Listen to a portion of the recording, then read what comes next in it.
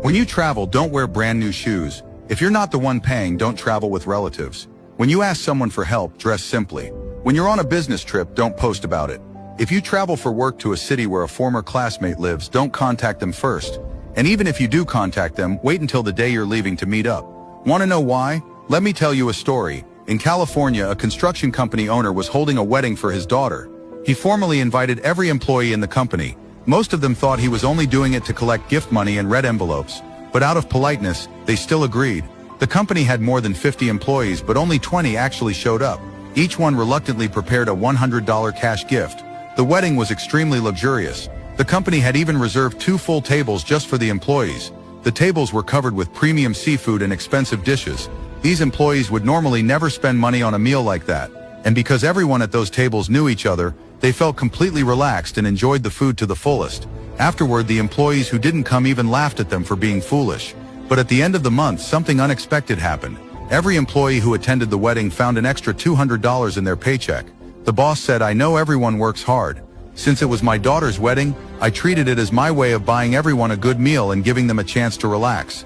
Those who didn't come all lowered their heads. Later, the daughter asked her father, "Why did you do that?" The father answered, "That way I can see who truly supports me, and the ones who didn't come, they'll still say I'm generous anyway. No matter what, I still gain goodwill." You think that was the end? What came next was even more real.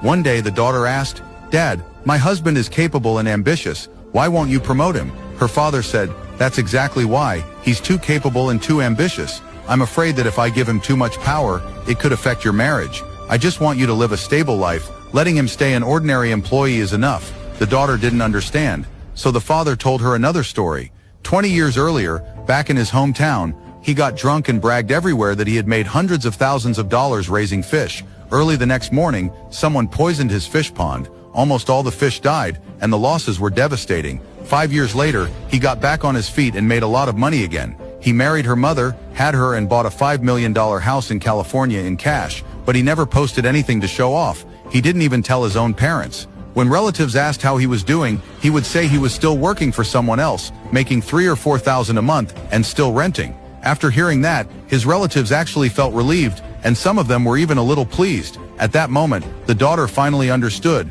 Never show off your wealth in front of people who know you. All it brings is jealousy and trouble. But don't pretend to be poor in front of strangers either, because people always judge by appearances first. Never casually reveal your true financial situation. If you have money, people envy you. If you don't, people look down on you. If you have it, they resent you for having it. If you rise, they fear you'll go even higher. If you have nothing, they laugh at you. That is human nature. Later, this boss left the construction business and opened several restaurants in Texas. He put his daughter in one of them as an assistant manager. Just a few days after starting work, the daughter discovered that the head chef had been secretly taking ingredients from the kitchen. Her first reaction was to fire him immediately, but the chef was highly skilled. If they replaced him, the restaurant would suffer. Installing cameras would have been cheap, of course, but that would only make him feel targeted. So she went to ask her father what to do. A few days later, she invited the chef into the office. She first poured him tea, then handed him a bag of supplements and gifts. She said gently, "Mr. Brown, you've worked here for a long time. Some people reported that you've been taking kitchen ingredients, but I told them that couldn't be true. I trust you, and if something like that really happened, then you must have been going through a hard time recently. This is a small gift from me, and here is $5,000. Take it for now in case you need it." The chef was instantly ashamed and grateful. From that day on, he worked with extraordinary care, and the restaurant never lost another single ingredient. She never confronted him directly, but she solved the problem completely. The daughter asked excitedly, "Where did you learn so many ways to make money?" The father smiled and said, "In this world, the most powerful thing is not money, and it is not power. It is the way a person thinks."